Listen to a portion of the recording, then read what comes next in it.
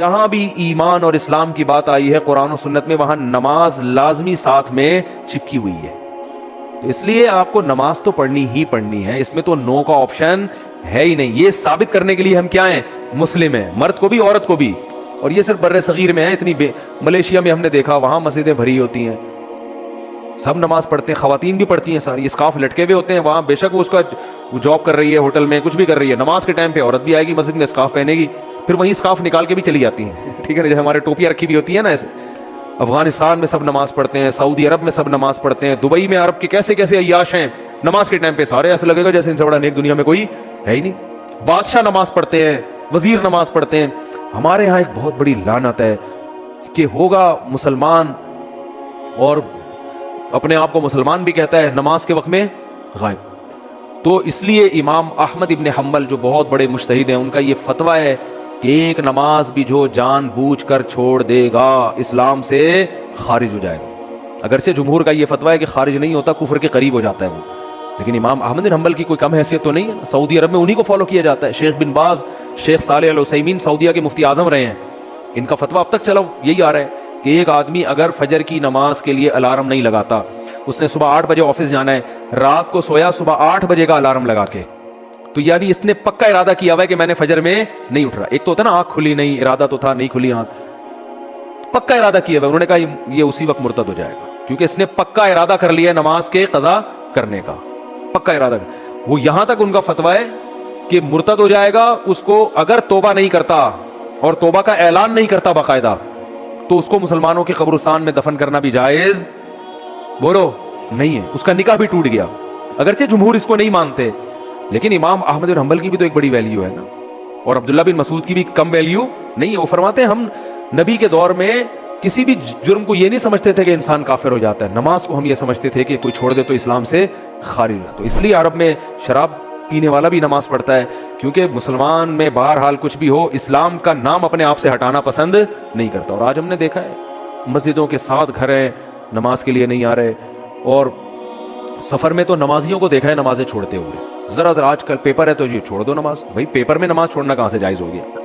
Job میں باس کی طرف سے اجازت نہیں ہے آپ چھپ کے نماز پڑھیں، آپ کہیں کرسیوں کے پیچھے چھپ جائیں، کہیں بھی کریں. میں تو یہاں تک میں نے لوگوں کو مشورہ دیا، بعض جو غیر مسلم کنٹریز میں لوگ وہ کر رہے ہیں نا، جاب کر رہے ہیں باس کی طرف سے بعض جگہوں میں، ورنہ وہاں پرمیشن ہوتی ہے، اجازت نہیں ہے، تو میں ان سے کہتا ہوں بھائی کہیں بھی چھپ کے چلے جاؤ، کچھ بھی کرو، اگر نہیں پرمیشن ملتی چھپ کے بھی نہیں پڑھ سکتے تو جاب چھوڑ دو. بس جاب کیا کرو، چھوڑ دو. جاب نہیں، پھر جاب جائز نہیں آپ کے لیے. فرض نماز تو پڑھنی پڑے گی، آپ جاب ہی نہیں کر سکتے. آپ کہیں بھی جاؤ، کہتے ہیں کہاں جا کے، میں بھائی واش روم میں پڑھ لو،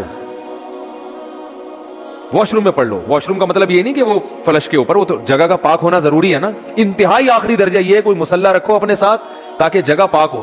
یہ ایسا نہیں کہ واش روم میں نماز پڑھنا شروع کر دیں، حرام ہے، ناجائز ہے واش روم میں نماز پڑھنا. لیکن اگر کوئی صورت نہیں بنتی، کچھ بھی نہیں ہے، جائے نماز لے جاؤ بھائی چھپ کے، جہاں نہاتے ہیں نا جس جگہ پہ، اس جگہ مصلی بچھا کے نماز پڑھ لو.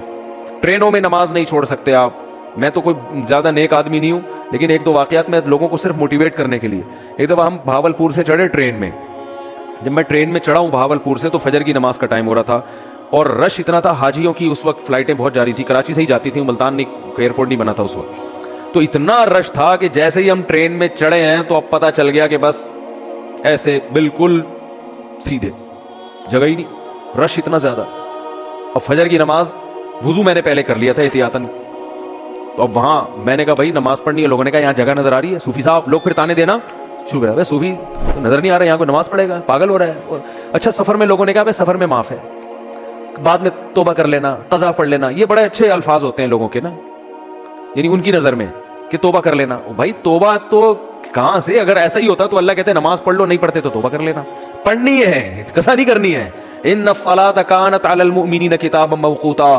اگر نماز چھوڑنے کی میرے بھائی کہیں گنجائش ہوتی تو میدان جنگ میں لڑتے ہوئے جب گولوں کی گھن گرج اور تلواروں کی چمک ہو، اس میں اللہ اجازت دے دے گا قضا کر لو. وہاں اجازت نہیں دی ہے. اللہ نے فرمایا نہیں کوئی صورت بنتی، سواری پہ بیٹھو، گھوڑے کا جہاں رخ ہے اسی طرف رخ کر کے نماز پڑھو. وہاں اجازت نہیں دی. اور آگے اللہ نے اس کی وجہ بیان کی ہے کہ میں اس لیے کہہ رہا ہوں یہاں پڑھنی ہے کہ نماز صرف پڑھنے کا حکم نہیں ہے. ان الصلاۃ کانت علی المؤمنین کتابا موقوتا, نماز مومنین پر مقررہ اوقات میں فرض ہے. یہ اس لیے جواب دیا کہ آپ کہہ سکتے تھے اللہ جب جنگ ختم ہو جائے گی پھر پڑھ لیں گے نا آرام سے خشوع و خضوع کے ساتھ, ابھی جنگ ہو رہی ہے اللہ ابھی کیا ضرورت, جب جنگ ختم ہو جائے قضا پڑھ لیں گے, بعد میں ٹائم گزر جائے گا, پھر بہت ڈبل سجدہ کریں گے, ہم بہت لمبے لمبے قیام کریں گے. اللہ فرماتے ہیں نماز مقررہ اوقات میں فرض ہے, وہ ٹائم گزر جائے گا اگر جنگ ختم ہونے کا انتظار کرو گے. بہت مشکل ہے بھائی, نہیں آ رہی سمجھ میں تو جیسے زندگی گزر, فرشتے بہت اچھی طرح سے اردو میں بھی سمجھا دیں گے قبر میں. وہ کہتے ہیں میں نہیں بتاؤں گا, تو لوگوں نے کہا اب تو آپ کو سب بتانا پڑے گا. اور حقیقت ہے میں ان کا کسی کا مذاق نہیں اڑا رہا, سب کے ساتھ ہوگا. جو بھی کہتا ہے میں نہیں بتاؤں گا, تو جب دنیا سے جائے گا تو سب کچھ بتانا پڑے گا, اس کو سب بتانا پڑے گا بھائی. تو میدان جنگ میں اللہ کہہ رہا ہے کہ نماز مومنین پر مقررہ اوقات میں فرض ہے. تو میں ٹرین میں کھڑا ہوا تھا, میں نے کہا, انہوں نے کہا بھائی یہاں تو جگہ نہیں ہے. اچھا میری عمر بھی زیادہ نہیں تھی, تو وہ ایسی تھوڑی عمر ہو تو لوگوں پہ روب بھی ہوتا ہے نا. ہم نے کہا کوئی جگہ نہیں ہے. میں نے کہا تو پڑے گا بھائی, کیونکہ ہم تو کیسے چھوڑ دیں بھائی, اور سنتیں اب چلو مجبوری ہے چھوڑ دیتا ہوں, 2 فرض تو پڑھنے ہیں. لوگوں نے کہا جگہ نہیں ہے. میں نے کہا جگہ بن جائے گی, کیونکہ فرض جو نماز میں فرائض ادا کرنا بہت آسان ہے. تو میں نے کیا کیا, وہ جگہ چونکہ لوگوں کے چپل تھے تو اس میں خطرہ تھا کہ ناپاک ہوگی, تو ایک چادر تھی میرے پاس, وہ میں نے ایسے نیچے ڈال دی, بچھانے کی بھی جگہ نہیں تھی. نیت باندھ لی, اندازہ پہلے لگا لیا تھا قبلہ کس طرف ہے.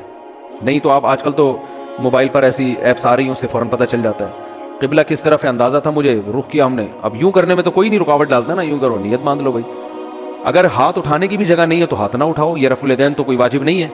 اللہ اکبر کہہ لو اور نیت باندھ لو. ہاتھ باندھنے کی جگہ نہیں, ہاتھ چھوڑ کے کھڑے ہو جاؤ بھائی. سورہ فاتحہ پڑھی, سورت ملائی, رکوع میں جب آپ گھسیں رکوع کریں گے تو میں سوچتا تھا W11 کتنی بھی بھری ہوئی ہو, کنڈکٹر جب ایک دروازے سے چڑھ کے دوسرے دروازے پہ کرایہ لے کے نکل سکتا ہے تو ہم اتنے رش میں صرف ایک رکوع کی جگہ ہمیں کیوں نہیں بن سکتی. تو رکوع ہم نے کیا, جھکنا ہے نا رکوع میں, بس جھک جاؤ, بس لوگ خود بخود سائڈ پہ ہو جاتے ہیں بھائی. اس کے بعد آپ جب سجدہ کرو تو سجدہ نام ہے, ویسے تو پراپر سجدہ کرنا چاہیے. جگہ نہیں ہے تو بھائی ماتھا کسی طرح زمین پہ ٹکانا ہے, آپ ماتھا زمین پہ ٹکا دیا جا کے.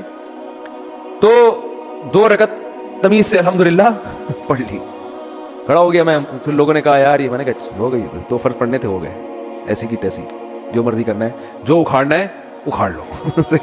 کیونکہ تمہیں تو خود چاہیے جگہ دو نا. اور بعض دفعہ لوگوں کو شرم آ رہی ہوتی ہے, ہم سب کے سامنے نماز پڑھیں گے, لوگوں نے کہ تو بہت بڑا صوفی ہے. تو یاد رکھو شرم ان کمبختوں کو آنی چاہیے جو نہیں پڑھ رہے, ان کمبختوں کو آنی چاہیے. بھائی تم بھی تو ایمان کے دعوے دار ہو, اگر تم یہ کہتے ہو کہ ہم اسلام کو نہیں مانتے تو پھر پورا اسلام سے رشتہ ختم کرو. پھر آپ وصیت میں لکھو کہ مجھے عیسائیوں کے قبرستان میں دفن کرنا ہے, مجھے ہندوؤں کے میری چتا کو آگ لگائی جائے. ٹھیک ہے نا, یہ لکھ کے جاؤ. جو نماز نہیں پڑھتا لکھے کہ بھائی میں چونکہ نماز نہیں پڑھتا اور میں مانتا ہوں یہ ٹائم ویسٹنگ ہے اور یہ کیا مولویوں نے نماز رکھا ہوا ہے, تو لکھو کہ میری چتا کو, ایک ہندو ابھی مسلمان ہوا ہے, تو میں نے, وہ مجھے کہہ رہے تھے کہ میں لائیو سب کے سامنے کلمہ پڑھوں گا نا, تو میں نے کہا چلو ہمارے بیان میں آپ کو لائیو ہم لے لیں گے. بیان سنتے تھے, اللہ کا شکر ہے وہاں انڈیا میں ان کو ایمان کی توفیق ملی, تو ہندو ہونے کے باوجود میرے بیان بڑے شوق سے سن رہے تھے, کہہ رہے ہیں سنتے سنتے میرا دل کیا کہ میں مسلمان ہو جاؤں, اللہ تعالیٰ قائم رکھے. تو میں نے کہا لوگوں کو موٹیویشن ملے گی, تو انہوں نے کہا میں سب کے سامنے. پھر مجھے خیال آیا بھائی اتوار میں تو ٹائم ابھی ہے, زندگی کا کوئی بھروسہ نہیں ہے. میں نے کہا اگر آپ اس سے پہلے مر گئے, انہوں نے کہا بات تو ٹھیک ہے. میں نے کہا پھر فون پہ ہی کلمہ پڑھو. تو انہوں نے کلمہ تو پڑھ لیا, ماشاءاللہ مسلمان ہو گئے, بیان بھی سن رہے ہیں. لیکن انہوں نے کہا میرے لیے سب سے بڑی آزمائش یہ ہے کہ ہندوؤں میں جب ماں کا انتقال ہوتا ہے تو بڑا بھائی ہے جو چتا کو سب سے پہلے آگ لگاتا ہے. میں سب سے بڑا ہوں اور میری ماں کی طبیعت بہت خراب ہے, بظاہر ایسا ہی لگتا ہے کہ وہ دنیا سے جانے والی. تو میں نے تو ان کو سمجھایا اپنی ماں کو مسلمان کر لو. کہہ رہے وہ نہیں ہوگی, وہ نہیں ہوتی. کہنے کا میرے لیے مسئلہ یہ ہے کہ ان کے انتقال کے بعد چتا کو آگ سب سے پہلے میری ذمہ نہیں لگائی تو پورا خاندان کھڑا ہو جائے گا. اب ان کا کیس چل رہا ہے, میں نے ان کو مولانا کلیم صدیقی صاحب کا نمبر دیا ہندوستان میں کہ ان سے رابطہ کریں, وہ آپ کی مدد کریں گے. تو ہندو تو چتا کو آگ لگاتے ہیں بھائی جو نماز نہیں پڑھتے. تو آپ بھی اگر نہیں مانتے نماز کو, جو زیادہ تر یہ فواد چودھری معذرت کے ساتھ اس طرح کے لوگ بار بار علماء کو برا بلا کہہ رہے ہوتے ہیں نا, ان سے کو آپ وصیت لکھو کہ میرے مرنے کے بعد کوئی مولوی میرے جنازے کے قریب نہیں آئے گا, میری نماز جنازہ کوئی مولوی نہیں پڑھائے گا. تو یہ سب پھر مولوی سے اگر آپ نے دستبرداری کا اعلان کرنا ہے تو پھر پورا مولوی لیس ہو جاؤ آپ, صحیح ہے نا. تو اپنے مفاد کے لیے مولانا آ رہے ہیں, نکاح پڑھانے کے لیے مولانا آ رہے ہیں, چلو نکاح تو عدالتیں بھی پڑھا دیتی ہیں, جنازے میں سب سے زیادہ, تو آپ پھر اپنا جنازہ پڑھواؤ یا تو پڑھواؤ ہی نہیں، کیونکہ تو مولویوں نہیں بتایا نا جنازہ ہے، یا تو پڑھواؤ نہیں، اگر پڑھوانا ہے تو مائیکل جیکسن ٹائپ کا کوئی آدمی ہونا چاہیے، لبرل بالکل، جو موسیقی کا، کیونکہ آپ نے یہ بھی ایک دفعہ ارشاد فرمایا تھا کہ علامہ اقبال بھی موسیقی سنتے تھے، قائد اعظم بھی، مولوی کی طرح تھوڑی تھے عجیب سے، تو پھر کوئی ایسا ہی گلوکار ملک کا جو سب سے بڑا ڈانسر ہو، وہ آپ کا نماز جنازہ مٹک مٹک کے پڑھائے. پھر اللہ سے دعا کرو بھائی، نماز سے اللہ ہمارا رشتہ قائم کر دے. تو اذان پر ابھی بیان باقی ہے کہ اتنی اللہ کو یہ عبادت پسند ہے نا کہ پیدا ہوتے ہی اللہ کان میں اذان کہلوا دیتے ہیں. اس کے بعد جو ندائیں صبح فجر میں آواز گونجتی، اللہ اکبر اللہ اکبر، حی علی الصلاۃ، الصلاۃ خیر من النوم، پھر اللہ کہتے ہیں ظہر میں دوبارہ یاد دلاؤ، مؤذن کو کہتے ہیں جا بھائی اسپیکر پہ بٹن آن کر، بولتا رہے بس تو. لوگ کہیں گے کہ یار جب نماز کا ٹائم ظہر کا 1:05 ہے تو بتانے کی ضرورت کیا ہے؟ اللہ کہتے ہیں ان کی باتوں میں مت آنا. 1:05 ہے تو 1:45 پہ بتا دینا ان کو کہ 15 منٹ رہ گئے، 20 منٹ رہ گئے.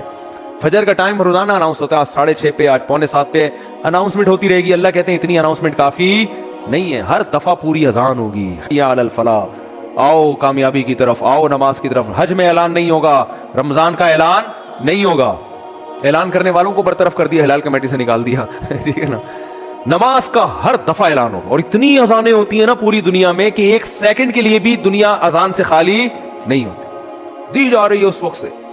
تو یہ اس لیے کہ اللہ کی نظر میں اس کی اہمیت اور ویلیو بہت زیادہ. اللہ کہے گا ابھی اس مؤذن کو کہا صرف ان کو سناؤ، زبردستی کسی کو لے کے نہیں آؤ مسجد میں، ابھی زبردستی کا ٹائم نہیں ہے، ابھی حساب و کتاب کا ٹائم نہیں ہے. تم نے حی علی الصلاح حی علی الفلاح کہہ دیا، اللہ کی کبریائی بیان کر دی، ان کی مرضی آئے نہ آئے. تم گھر تک تھوڑی جاؤ گے بیل بجا کے، بھائی میں نے تمہیں حی علی الصلاح کا، تمہیں سمجھ میں نہیں آیا کیا؟ انگلش میں بتاؤں میں تمہیں؟ نہ مؤذن کے لیے جانا کیا ہے؟ ناجائز. علماء نے لکھا ہے کہ جب اذان ہو جائے نا تو کسی اور طرح سے دعوت دینا جائز نہیں ہے، کیونکہ یہ اللہ کی دعوت کمپلیٹ دعوت ہے. اب آپ اخپل طریقے سے مائک بھونپو ہاتھ میں لے کے لوگوں بلانے، جیسے بعض جگہوں پہ ہم نے دیکھا مسجدوں میں اذان ہو جاتی ہے، پھر ایک اردو میں اذان شروع ہو جاتی ہے، حضرات اذان ہو گئی ہے، مسجد میں اتنے بجے ٹائم ہے، آپ کو بتایا آپ آ جائیں، مرنا ایک دن اٹھنا ہے، وہ پورا پروگرام شروع ہو جاتا ہے نا. چلو زندگی میں کبھی ایک آدھ دفعہ ہو جائے تو ایک الگ بات ہے، لیکن مستقل بنیادوں پہ بھی بعض مسجدوں میں ہو رہا ہے ہمارے. چھوڑو رہنے دو. تو اس لیے علماء نے کہا اللہ نے پراپر رکھی اس لیے کہ دوبارہ کسی اور دعوت کی ضرورت نہ ہو. تو اب اللہ کہتے ہیں اب آنا یا نہیں آنا نہیں آ، یہ حساب میں آخرت میں لوں گا کہ تو اتنا ڈھیٹ 1400 سال سے فضاؤں میں ہر نماز کے ٹائم پہ یہ ندا گونجتی ہے. نہ سردیوں میں اس میں ناغہ ہوتا ہے، نہ گرمیوں میں ناغہ ہوتا ہے، نہ راتیں لمبی ہوں تو ناغہ، نہ راتیں چھوٹی ہوں، حتیٰ کہ سفر میں بھی اذان کا حکم ہے. اذان کہو، پھر جنگل میں اکیلے نماز پڑھ رہے ہو اذان کہو. یہ ایسی اللہ کو ندا پسند ہے بھائی، یاد دہانی لازمی کراؤ. تو اس لیے بھائی یہ بار بار دعوت، اذان کی اہمیت نہیں پتہ چلتی، اس سے نماز کی اہمیت پتہ چلتی ہے. تو عزم کرو زندگی میں کچھ بھی ہو جائے نماز قضا نہیں کرنی. جو جماعت کی نماز کے عادی نہیں ہے وہ کم از کم اتنا کر لیں کہ پہلا اسٹیپ یہ ہے کہ قضا نہیں ہونے دینا کسی صورت میں. پھر اگلا اسٹیپ کیا ہے؟ جماعت نہیں چھوڑنی کسی صورت میں. وہ جماعت اصل تو نماز ہے ہی جماعت، اور اگر کبھی چھوٹ جائے نا تو توبہ کرنی ہے اور اس کو قضا کر کے اگلی پڑھنی ہے. پہلے اس کی قضا پڑھنی ہے پھر اگلی، اور کچھ جرمانہ بھی رکھیں اپنے اوپر.